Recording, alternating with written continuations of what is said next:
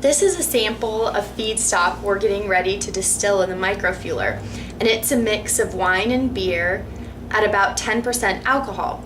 But before we distill it, we're going to run a foam test on it to see what foam properties it has. So first I'm going to pour about 25 milliliters of this already fermented feedstock into a conical centrifuge tube.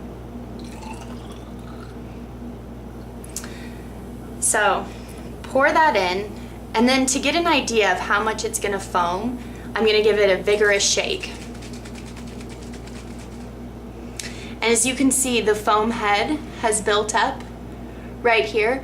And our goal with using antifoams is to have a foam head that's either completely negligible or one that dissipates within 5 seconds. So to combat this foam, I'm going to add antifoam. And this is what antifoam looks like. It's a pretty viscous, milky liquid. And this is hard to pipette because of the viscosity. So what I've done is diluted this antifoam 1 to 10 with tap water. So this is 9 parts water, 1 part antifoam. And I'm gonna add this dropwise to my feedstock until I have a foam head that's non-existent or a foam head that will dissipate within 5 seconds. So I'm gonna take, this is just a plastic disposable pipette, and I'm gonna add dropwise. So we'll start off with just 1 drop.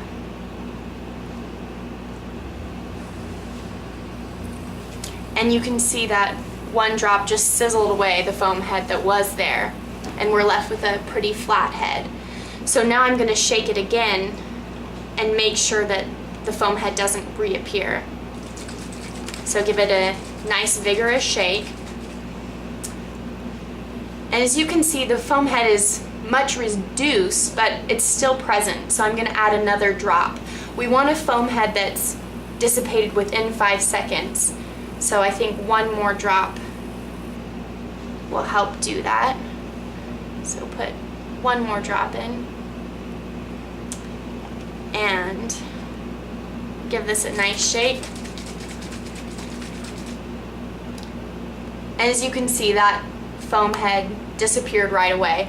So I added 2 drops of antifoam to my 25 milliliters of beer, so I can keep that ratio when determining the final concentration of antifoam to add to our organic fuel tank before distillation in the microfueler.